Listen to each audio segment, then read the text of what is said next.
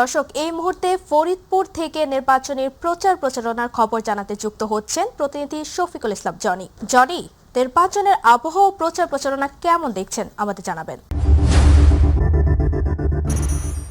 তাবাচ্ছুম, ধন্যবাদ আপনাকে। আপনি জানেন যে দিন যত ঘনিয়ে আসছে ততই নির্বাচনের উত্তাপ বাড়ছে সারা দেশে। আমি এই মুহূর্তে রয়েছি ফরিদপুর ২ আসনে, যেই আসনটি ফরিদপুরের নগরকান্দা এবং সালথা উপজেলা নিয়ে গঠিত। এক কথায় বলা যায় যে এই আসনের প্রায় ৯০% ভোটারই কিন্তু কৃষিকাজের সাথে জড়িত। আমি এই মুহূর্তে রয়েছি একটি ফসলি মাঠে, যেখানে বর্তমানে পেঁয়াজ রোপণের মৌসুম চলছে। তো আমি মূলত কথা বলতে চাই, যেহেতু এই আসনে যারাই নির্বাচিত হন তারাই কিন্তু নির্বাচনের আগে কৃষকদের নানা ইশতেহার দেন, নানা ধরনের আশার গল্প শোনান, কিন্তু বাস্তবিক অর্থে আমি কৃষকদের সাথে কথা বলতে চাই। আমি জানতে চাই যে আসলে নির্বাচন তো আসে, নির্বাচন যায়, কিন্তু কৃষকদের কথা কয়জন বলে? আপনাদের আসলে কি চাওয়া? যিনি আসসালামু আলাইকুম।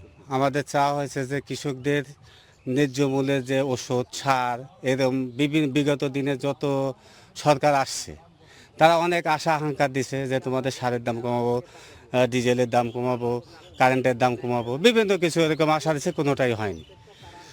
আমি এখন আশাবাদী যে বর্তমান যে নির্বাচন আসছে সামনে, এই নির্বাচনে যে নগরকান্দা সালতা থানার প্রার্থী, এমপি প্রার্থী, তাকে আমরা ভোট দেওয়ার জন্য ইচ্ছুক এবং তাকে আমরা সুন্দরভাবে ভোট দিয়ে এমপি বানিয়ে তাকে সংসদে পাঠানোর পর আমরা মন্ত্রী পদ যে সে যাতে পায় সেই আশা করতেছি আমরা, এবং তার কাছ থেকে ভালো কিছু পাওয়ার জন্য আশা আমাদের তার কাছে দাবি রইল।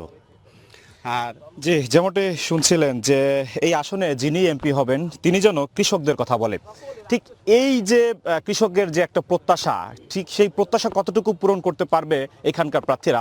তবে আমরা আরেকটি চিত্র দেখাই যে আমরা বিশেষ করে নির্বাচন আসলে আমরা যেটি দেখি যে কৃষক জনগণ সবাই কিন্তু অনেক সময় প্রচার প্রচারণার সময় প্রার্থীর পেছনে ঘোরে। তবে আমরা ফরিদপুর ২ আসনে একটি উল্টো চিত্র দেখছি, যেখানে দেখছি যে ফসলের মাঠেই কিন্তু প্রার্থী সহ এবং দলীয় সমর্থকরাও কিন্তু তারাও এই মাঠে এসে কিন্তু কৃষকদের খোঁজখবর নিচ্ছেন এবং দিচ্ছেন নানা প্রতিশ্রুতি। আমি এখন কথা বলবো কেন্দ্রীয় যুবদলের একজন সদস্য, তিনি আসছেন এই বিএনপির পক্ষ থেকে, তিনি ভোট চাইতে আসছেন কৃষকদের দ্বার প্রান্তে।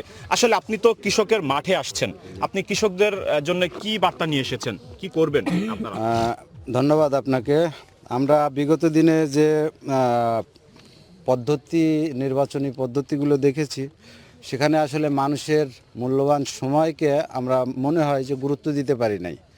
আর আমাদের নেতা জনাব তারেক রহমান এবার আমাদের নির্বাচনে এবং দেশ গঠনে যেভাবে চিন্তা করছেন, সেখানে মানুষকে গুরুত্ব দেওয়ার যে জায়গা, সে যে কোনো শ্রেণী পেশার মানুষ হতে পারে। আমরা আজকে কৃষিকাজের সঙ্গে সম্পর্কিত যারা আছেন তাদের সঙ্গে কথা বলছি, তো তাদের যাতে সময় একটা মিনিট আমাদের কারণে যেন নষ্ট না হয়, আমরা সেভাবে চেষ্টা করছি জনাব তারেক রহমানের দিক নির্দেশনা অনুযায়ী। ঠিক আছে। আর আমাদের এই যে কৃষিকার্ড যে বিষয়টা আছে, আমরা এটা বোঝানোর চেষ্টা করছি কৃষকদের, যে তারা আমাদের এই তারেক রহমানের যে প্রতিশ্রুতি দেয়া কৃষকদের জন্য একটি কৃষক কার্ড থাকবে, সেই কার্ডে তারা কি কি সুবিধা পাবে এটা তাদেরকে বোঝানোর জন্য আমরা চেষ্টা করছি। সেখানে তারা সার, ওষুধ বা কীটনাশক যে ধরনের সাপোর্ট একটা সরকার থেকে পাওয়া উচিত জনগণ হিসেবে বা কৃষক হিসেবে, সেই ধরনের প্রতিশ্রুতিটা তাদের কাছে আমরা পৌঁছাচ্ছি, যাতে তারা বুঝতে পারে, আমরা বুঝাতে পারি। ধন্যবাদ আপনাকে।